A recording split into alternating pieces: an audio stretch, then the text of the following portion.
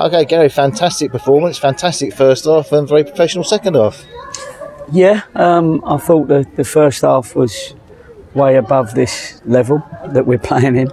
And I was very, as we all would have been, very proud of that performance. To score 4 goals against the team that, 4 goals against the team that were on the same point, same games as us. So once again, they're no mugs. And funny enough, they showed in the second half what they could do. You know, they can stop you playing a little bit. I mean, they realised that they couldn't. I don't know what's happening over there. I don't know why they're that happy.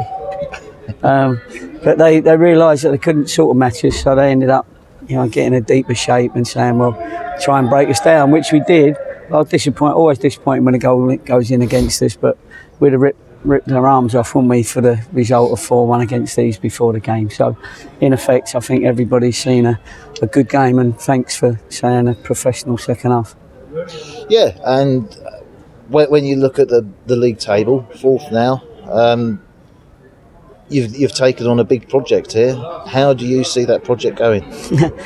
Well, the project's still going, that's the main thing. You could have easily lost 5 or 6 games and the project has stayed where it was. So we had to, I came in not to keep it the same, I came in to try and make a difference. And we've picked up, I don't know, what is it, 6 wins and 3 draws or something. But anyway, whatever it is, it's a super. With not many changes from what was here before, sort of thing. So we've sort of, once lads get their confidence, and once good players get their confidence, then they bring out what they've got. And if I added to that a little bit, and it proved that why we're winning games. Is that the biggest difference you notice in the players, their confidence levels? Yeah, I think so. I think their trust in themselves and trust in each other, that's important. They, sometimes people at the start were not sure about Kalala, that, for example, or Seiko, for example, because they're only young lads. But I know what they got, and I know if they produce it, they'll help this club get to where it wants to be. We have to game manage. We're quite a young team, and even our older ones are not really talkers.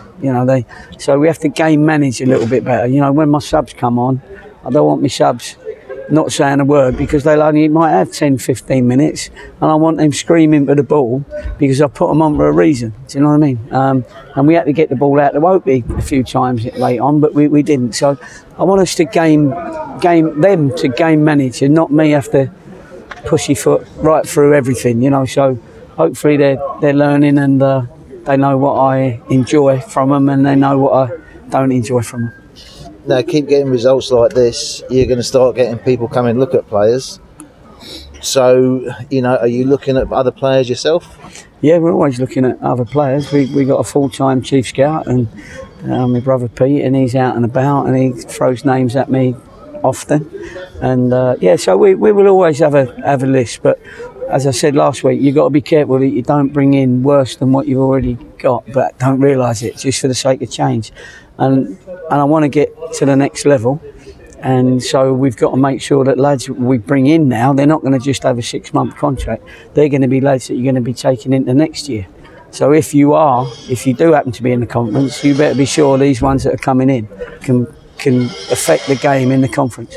Yeah, and now naturally, I mean, we're in the playoffs. We're all hoping for promotion. Looking forward, I mean, what are your plans? What are your long-term plans for Torquay United?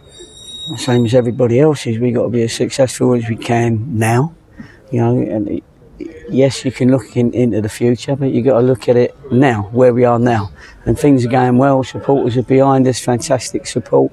Board of directors are behind us. Everything's going well. So we always need to just look at the next game, because if we're going to be successful, then everybody's got to buy into it. And at the moment, everybody's buying into it. But we're 17 games into a 42-game season. So, I've been in football long enough now to know that there could be storms around the corner, or icebergs around the corner, I always say. But we've got to keep manoeuvring around them.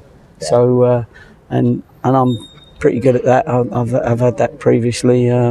But our aim is obviously to get as far as we can in a short space of time as we can.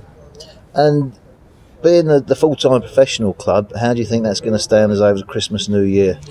Well, I'm hoping that, I mean, it'd be a full-time club, but not do the right training, and the lads are just the same fitness as the part-time clubs. You've got to make sure that you use the extra days, you use the extra training and the video sessions that we can do, you know, because they're full-time. So, you know, we've got to make sure that makes a difference in every game.